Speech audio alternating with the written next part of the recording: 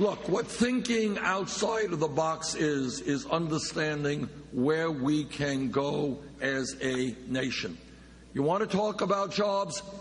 I was in Flint, Michigan a couple of weeks ago.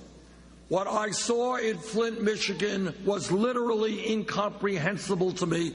And after I talked to some parents, I had to go out and give a speech, and it was hard for me to give that speech because I was so shaken.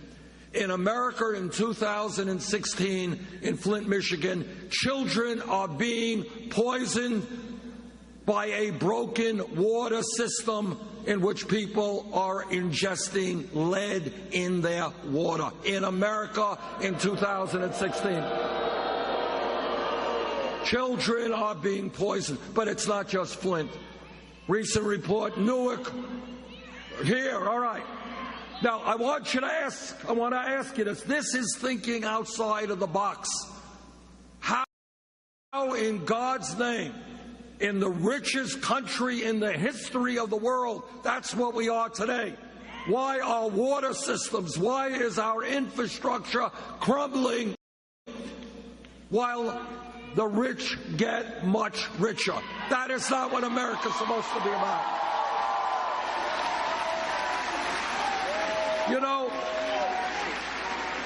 Look, let's be honest. Let's be honest. If we were a poor country, if we were a poor, struggling country, what we would be honest about and say, look, it's terrible that our water systems, our wastewater plants, our roads, our bridges, our airports, our rail system is crumbling. We're a poor country. We can't do anything about it. We are not a poor country. But what we have is massive income and wealth inequality, and we have our priorities as a nation absolutely backward.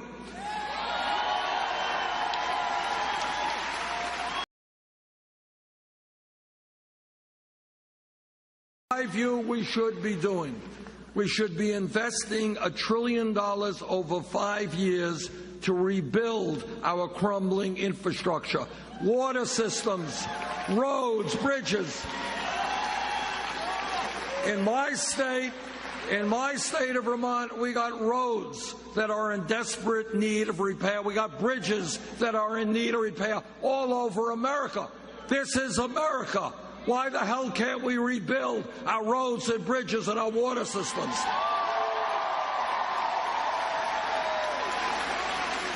And when we put $1 trillion over 5 years, we create 13 million decent-paying jobs rebuilding America.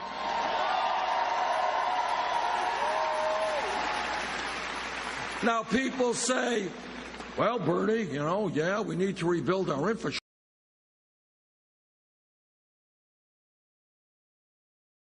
But $1 trillion, that is a lot of money. Where are you going to get the money? I will tell you where we get the money. Right now, you have major corporations making billions of dollars a year in profit. And you know what they do with their profits? They stash their money in the Cayman Islands, Bermuda, and in other tax havens. And at the end of a given year, some of these corporations do not pay a nickel in federal income tax. We're gonna do away with that loophole. We're gonna bring in an additional $100 billion a year, and we're gonna use that money to rebuild our crumbling infrastructure. That's what we're gonna do.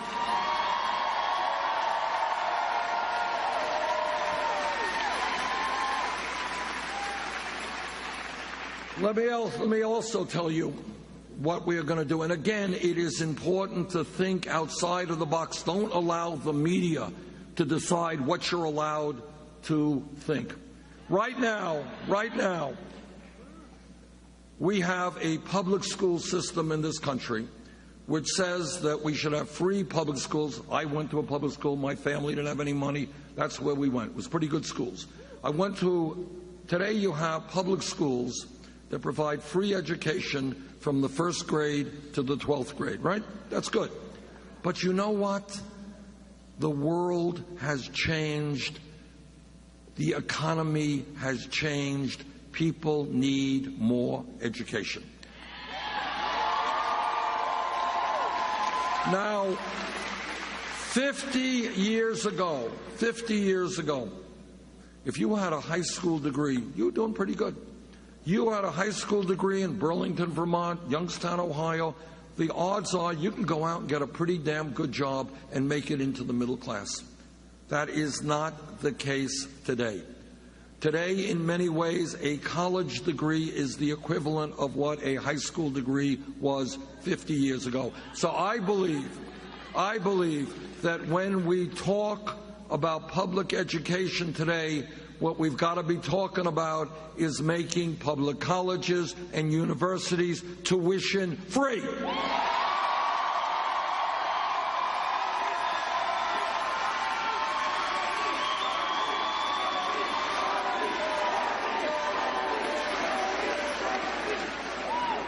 And it is not only for kids who want to go to college. There are a lot of very bright people who are not academically inclined. They want to become carpenters and plumbers and sheet metal workers. They need the education to do that work as well.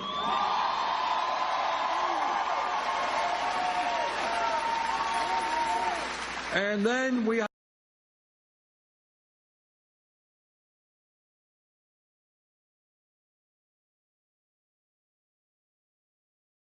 outrage of student debt in America.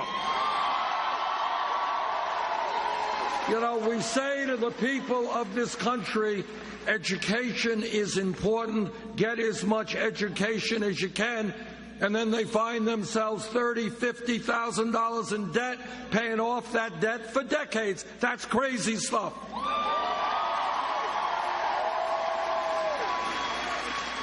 And that is interest rates they can find. Congress could bail out the illegal behavior and the recklessness. I think that it is time to impose a tax on Wall Street speculation.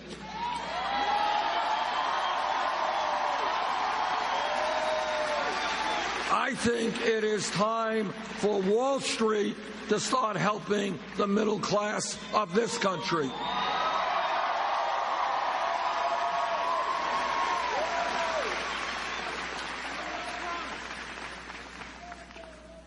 In our country today, we have many Republicans running around this nation talking about family values.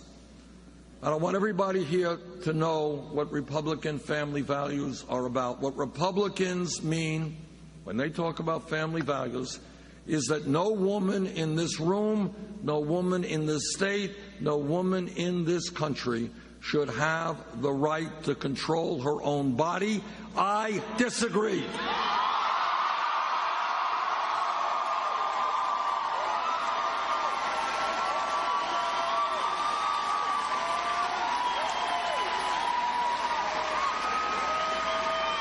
And when Republicans talk about family values, what they are saying is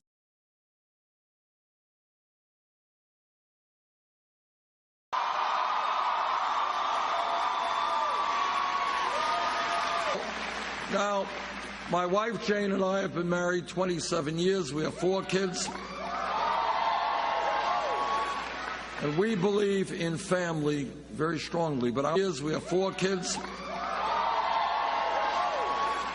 And we believe in family very strongly, but our views on family values are a little bit different than the Republicans. And I'll tell you is that she will be forced to separate herself from her baby 1 week, 2 weeks, 3 weeks, and be forced to go back to work in order to earn some income to take care of her family. That is unacceptable to the baby. It's unfair to the baby. It's mother, we are going to join the rest of the industrialized world, guaranteed 3 months paid family and medical leave.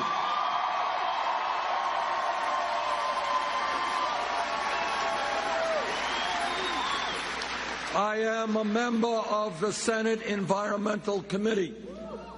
And again, let me tell you a truth. And the truth is, climate change is real.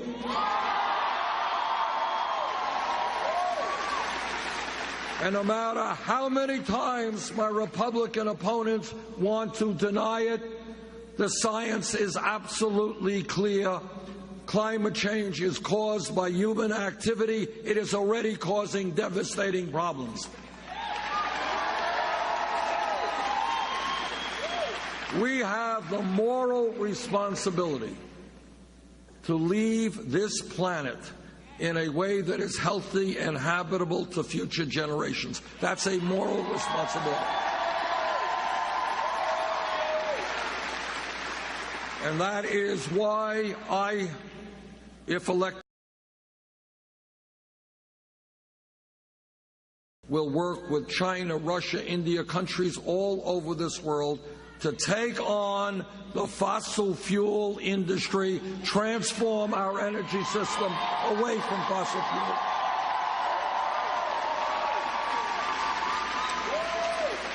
And when we do that, by the way, we're going to create millions of good paying.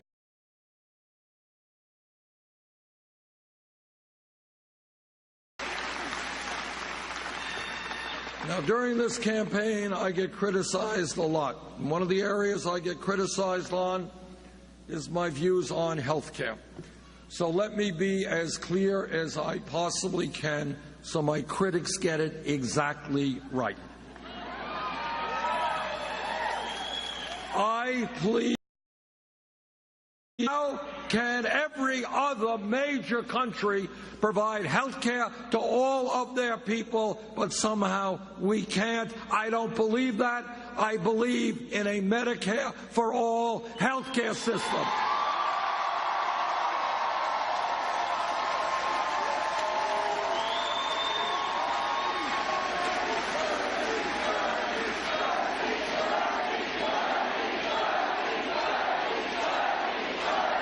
And I want you to think what that means. What does it mean to have a Medicare for all system? It means that you don't have to stay in a job you don't like because it provides you decent health insurance.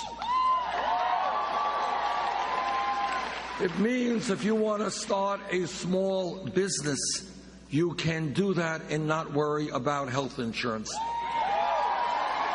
It means if you're a small business person, you don't have to spend half your life worrying about how you're going to provide health insurance to your workers because they are going to have comprehensive coverage. And I'll tell you what else it means. It's not just today that we got 29 million people who have no health insurance. It's not just today that many of the people here are underinsured with high deductibles and co-payments. It is also that we are being ripped off big time by the greed of the pharmaceutical industry.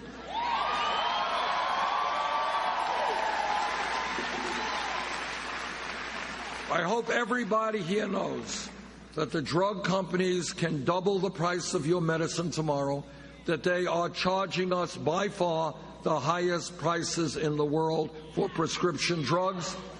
You want to hear crazy? This is crazy. 1 out of 5 Americans who go to the doctor get a prescription written, they can't afford to fill that prescription. That is crazy. And then at the same time, last year, 3 major drug companies made $45 billion in profits.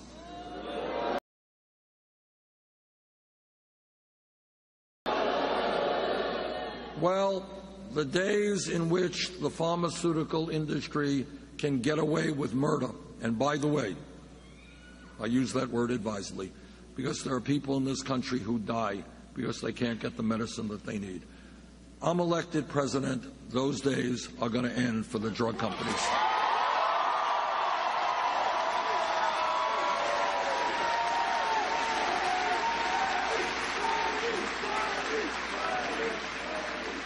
Now, all of you know that real change never takes place from the top on down. It always takes place from the bottom on up. It always takes place when millions of people stand up and fight back. As somebody who has a lifetime voting record of 98% with the trade union movement, I know the struggles that workers have gone through in order to form unions and engage in collective bargaining. As somebody who has one of the strongest civil rights voting records in the Congress, I know the struggles that African Americans and their white allies have waged forever to make sure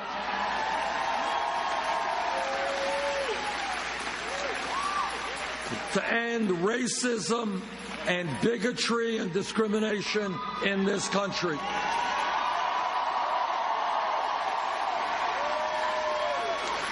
As somebody who has one of the strongest voting records for women, I know that 100 years ago today, women in America didn't even have the right to vote. But women, by the millions, and their male allies said that in America, women will not be second-class citizens. They organized and fought back.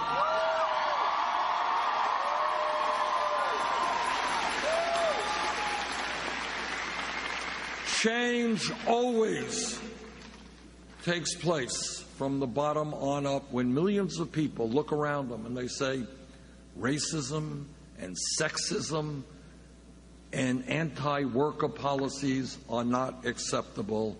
We're going to change that. And that's where we are today. Millions of people are looking around this country and they're saying, why are we the only country that doesn't guarantee health care to all? Why are we the only country that doesn't have paid family and medical leave? Why are we the only country that forces workers to work for $8 or $9 an hour rather than raising that minimum wage to $15 an hour? Why do we continue to have institutional racism and a broken criminal justice system? Why? And what millions of people are saying, it is unacceptable. The billionaire class cannot have it all. We're going to fight for real change. And that is what this campaign is about.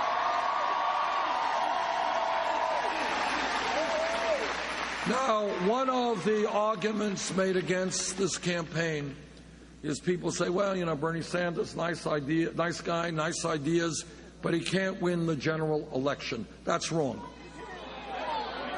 That is factually incorrect, and I would all of you take a look at all of the polls, almost all of the polls that have been taken over the last several months. Last national poll done by NBC Wall Street Journal, Bernie Sanders versus Donald Trump. Sanders wins by 18 points.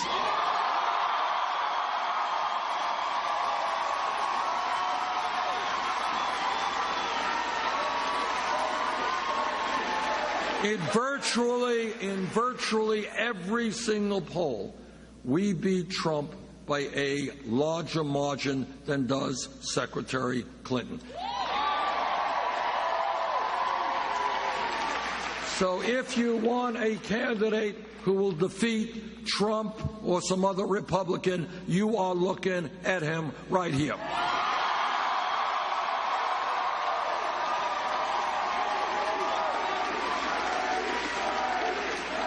But it is not just the polls.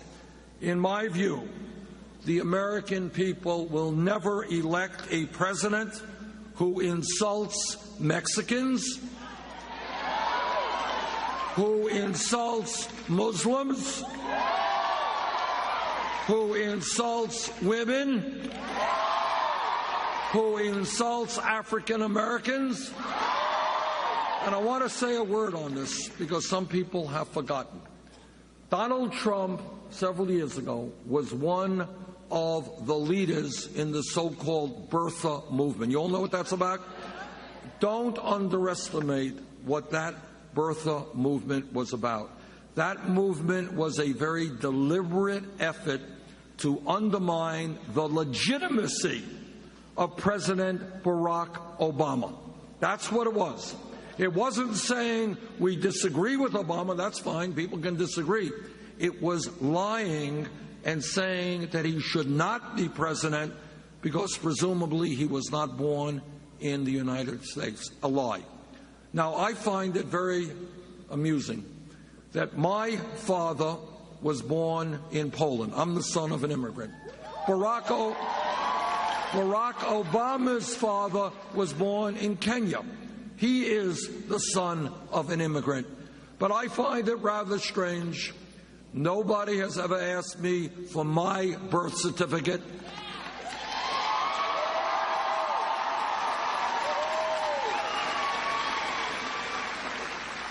Maybe it has something to do with the color of my skin.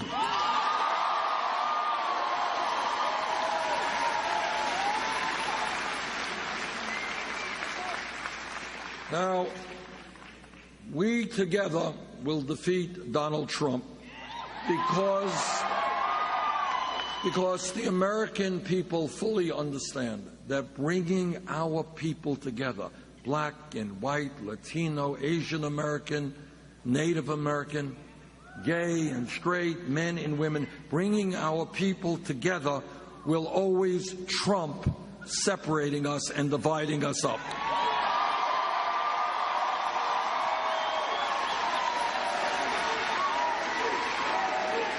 The American people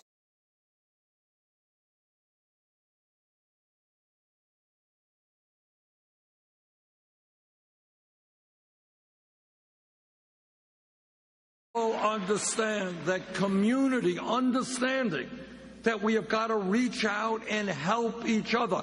You've got to help my kids. I've got to help your kids. That will always trump selfishness.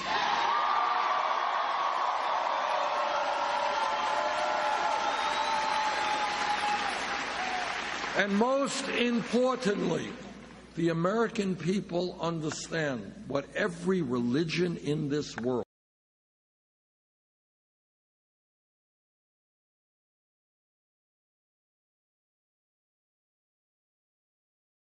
that at the end of the day, love always trumps hatred.